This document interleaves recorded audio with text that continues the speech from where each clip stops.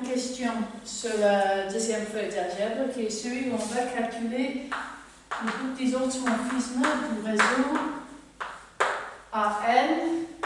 Je vous rappelle que ça c'est un réseau dans HN qui lui-même est contenu dans R n plus 1. Ok.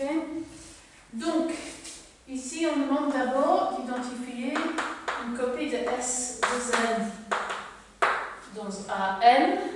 Donc ça, on va envoyer phi sur, on va appeler ça F de phi dans haute de AN. F sigma étant l'unique morphisme linéaire qui prend le vecteur EI et l'envoie sur E phi I. Je vous laisse vérifier que c'est bien un élément du groupe des orthomorphismes de AN. Et on me demande de trouver aussi une copie de Z sur 2Z que je vais écrire multiplicativement comme le groupe 1 moins 1 dans le groupe des orthomorphismes de AN. Et je vais envoyer lambda qui est plus ou moins 1 sur lambda fois l'unité, encore une fois. Ceci est manifestement un morphisme vers un sous-groupe dans AN. Donc maintenant, le but, ça va être de montrer que pour tout élément dans AN est une combinaison d'éléments de cette forme, c'est-à-dire que soit c'est un morphisme venant d'une permutation, soit c'est un morphisme venant d'une permutation multiplié par moins 1. Donc, maintenant, on suppose que phi, qui va de H sur H, est un élément de AN.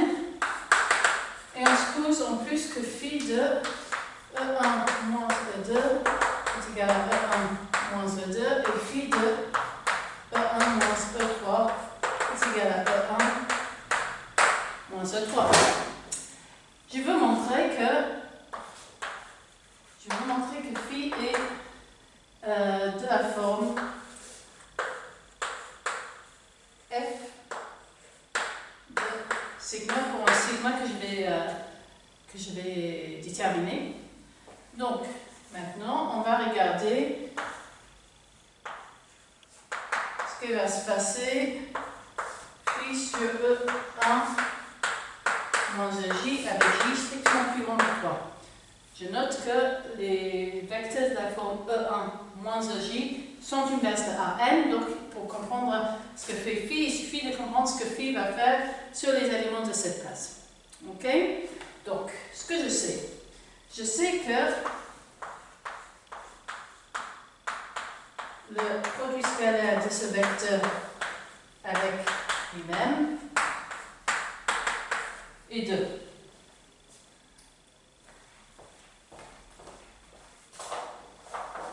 Et puisque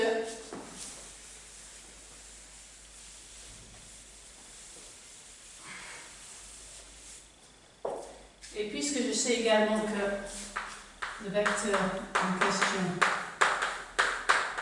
est un vecteur entier, et je sais que phi E1 moins EJ est contenu dans H, puisque c'est un orthomorphisme de AN seulement qui envoie H sur H, ça m'indique que phi de E1 moins EJ est de la forme EK moins EL avec E, K et L à identifier. Ok.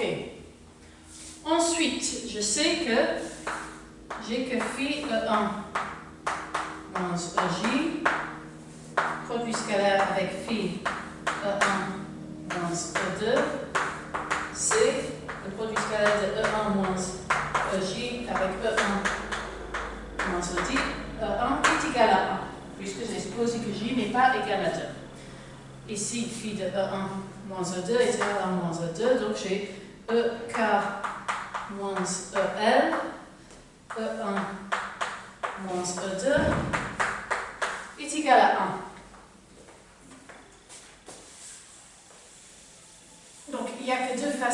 d'avoir un produit scalaire positif, ici, okay, que je dois avoir k égale 1 ou l égale 2.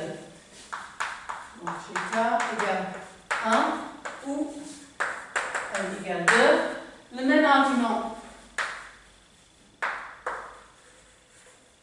avec E1 moins E3 à la place de E1 moins E2 implique que k égale 1 ou L égale 3, puisque j'ai 2 ou 3, L égale 2 et L égale 3, il y a moins 1 des deux qui est faux, je peux conclure que j'ai k égale 1. Donc le bilan c'est que pour toute J strictement plus grand que 3, il existe un entier K, unique K, tel que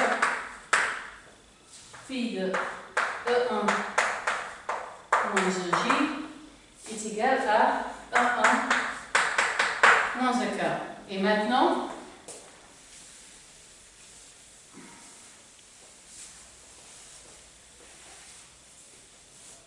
si je pose sigma non SD plus 1 défini par sigma de J est égal à J, si J est égal à 1, 2 ou 3, et c'est égal à K qui est défini comme ici, si J est strictement plus grand que 3, alors j'ai que phi est égal à F de sigma. Donc, maintenant, ce que j'ai, c'est que j'ai une grande classe d'automorphismes qui sont ceux qui fixent les deuxièmes éléments E1, E2 et E3, qui sont qui est E1 moins E2 et E1 moins E3, qui sont nécessairement de la forme que je cherche. Maintenant, j'aimerais étendre cela. Donc l'idée, c'est de se ramener à une carte qu'on comprend bien, ce qui est ceux des automorphismes fixant E1 moins E2 et E1 moins E3, en appliquant une morphisme quelconque. Donc maintenant, phi, un élément de haute à n, est quelconque. Je ne fais plus l'hypothèse que phi fixe les deux vecteurs E1 moins E2 et E1 moins E3. Je prétends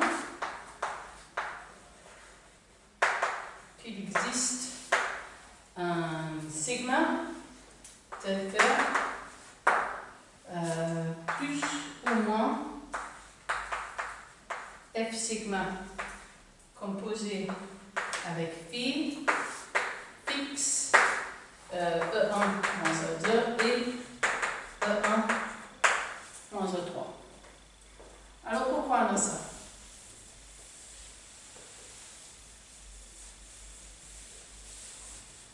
Bon. Tout d'abord, j'ai le fait que je vais regarder phi de 1 moins E2 qui est égal à 2, ce qui implique que phi E1 moins E2 est égal à J moins EK, et de même, j'ai que phi de E1 moins E3 qui est égal à un certain, on va dire, EL moins EL. Ok, ensuite, donc, je sais aussi que j'ai phi E1 moins E2 produit scalaire phi E1 moins E3 qui est égal à 1. Donc ça me donne deux possibilités. Soit J est égal à L et K est différent de M, ou J est égal à, K est égal à M et J est différent de M.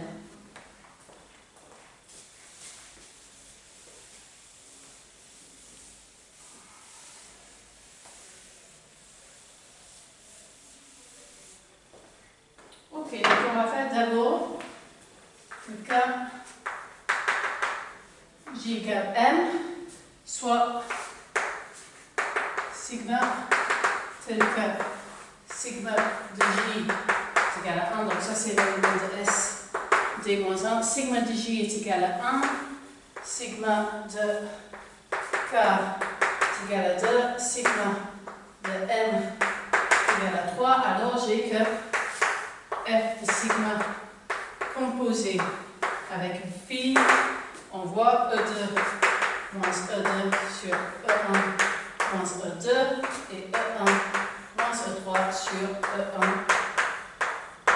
moins E3. Ok? Donc ça c'est simple. Maintenant, dans le cas 2,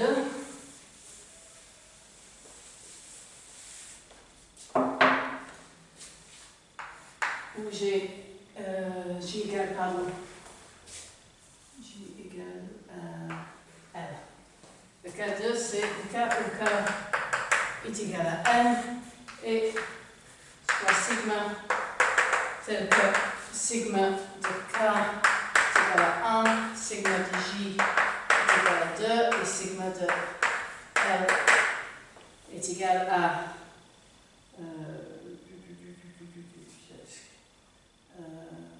est égal à 3, alors je vais avoir mon F sigma composé avec phi qui envoie E1 moins E2 sur E1 moins E2 et E1 moins E3 sur E1 moins E3.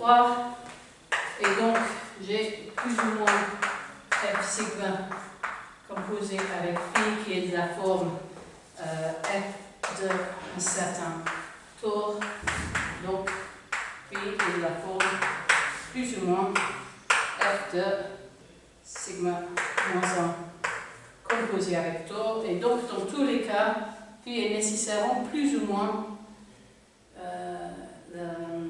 l'application générée par une permutation.